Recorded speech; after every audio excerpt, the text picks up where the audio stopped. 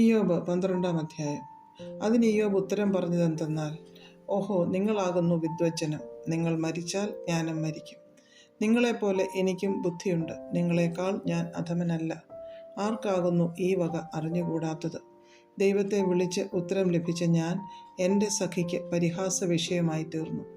നീതിമാനും നിഷ്കളങ്കനുമായവൻ തന്നെ പരിഹാസ വിഷയമായി തീർന്നു.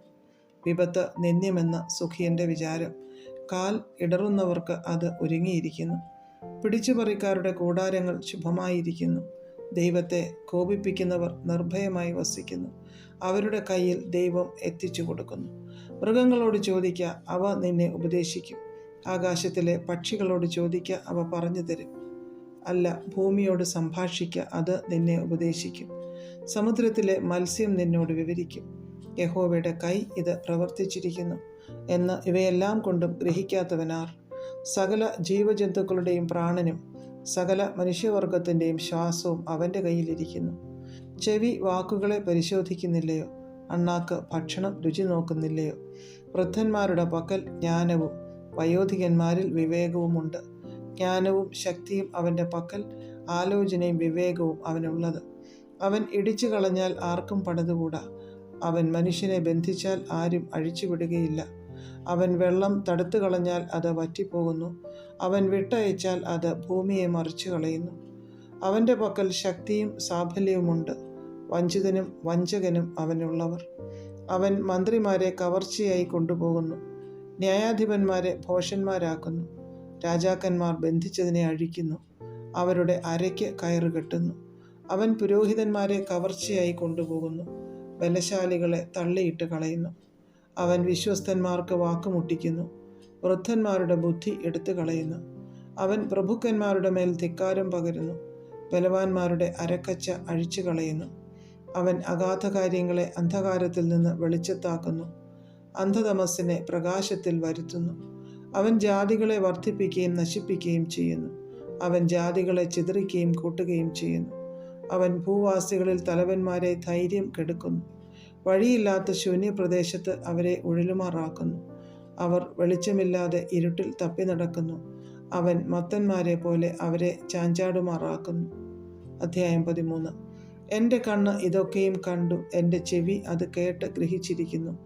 നിങ്ങൾ അറിയുന്നത് ഞാനും അറിയുന്നു. ഞാൻ നിങ്ങളെക്കാൾ അധമനല്ല. സർവശക്തനോട് ഞാൻ സംസാരിപ്പാൻ ഭാവിക്കുന്നു.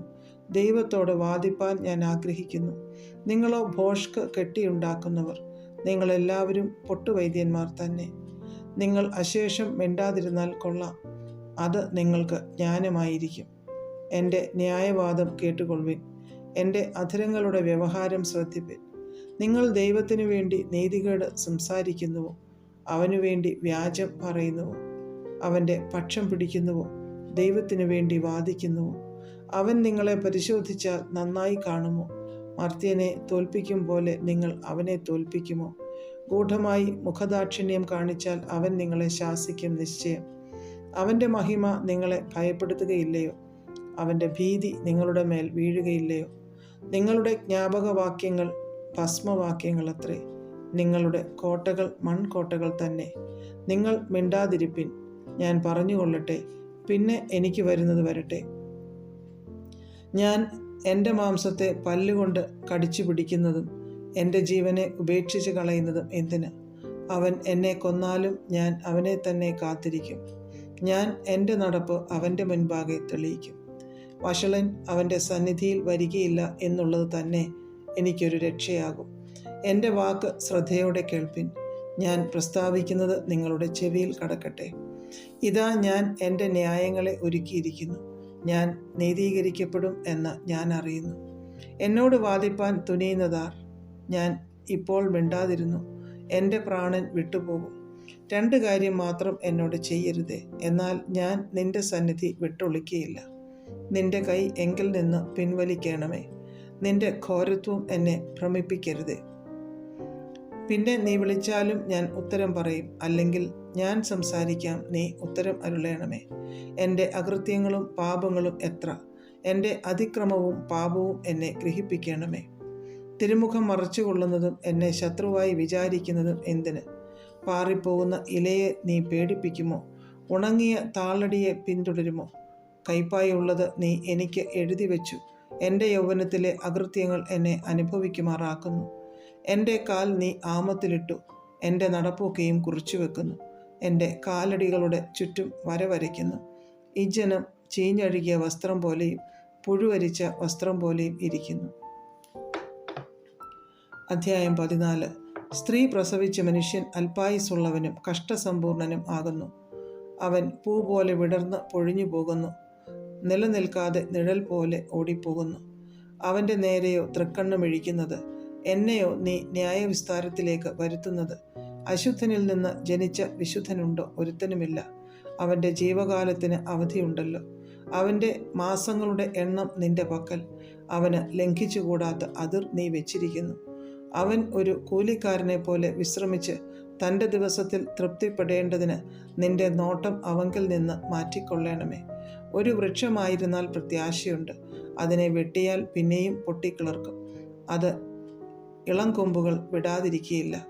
അതിൻ്റെ വേർ നിലത്ത് പഴകിയാലും അതിൻ്റെ കുറ്റി മണ്ണിൽ കെട്ടുപോയാലും വെള്ളത്തിൻ്റെ ഗന്ധം കൊണ്ട് അത് കിളിർക്കും, ഒരു തൈ പോലെ തളിർവിടും. പുരുഷനോ മരിച്ചാൽ ദ്രവിച്ചു പോകുന്നു. മനുഷ്യൻ പ്രാണനെ വിട്ടാൽ പിന്നെ അവൻ എവിടെ? സമുദ്രത്തിലെ വെള്ളം പൊയ്പോകും പോലെയും ആറ് വറ്റി ഉണങ്ങിപ്പോകും പോലെയും മനുഷ്യൻ കിടന്നിട്ട് എഴുന്നേൽക്കുന്നില്ല. ആകാശം ഇല്ലാതെയാകും വരെ അവർ ഉണരുന്നില്ല, ഉറക്കത്തിൽ നിന്ന് ജാഗരിക്കുന്നതുമില്ല. നീ എന്നെ പാതാളത്തിൽ മറച്ചുവെക്കുകയും നിന്റെ കോപം കഴിയുവോളം എന്നെ ഒളിപ്പിക്കുകയും എനിക്ക് ഒരവധി നിശ്ചയിച്ച് എന്നെ ഓർക്കുകയും ചെയ്തുവെങ്കിൽ കൊള്ളായിരുന്നു. മനുഷ്യൻ മരിച്ചാൽ വീണ്ടും ജീവിക്കുമോ? എന്നാൽ എനിക്ക് മാറ്റം വരുവോളം എൻ്റെ യുദ്ധകാലമൊക്കെയും കാത്തിരിക്കാമായിരുന്നു. നീ വിളിക്കും, ഞാൻ നിന്നോട് ഉത്തരം പറയും. നിന്റെ കൈവേലയോട് നിനക്ക് താല്പര്യമുണ്ടാകും.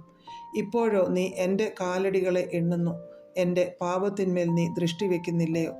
എൻ്റെ അതിക്രമം ഒരു സഞ്ചിയിലാക്കി മുദ്രയിട്ടിരിക്കുന്നു. എൻ്റെ അകൃത്യം നീ കെട്ടി പറ്റിച്ചിരിക്കുന്നു.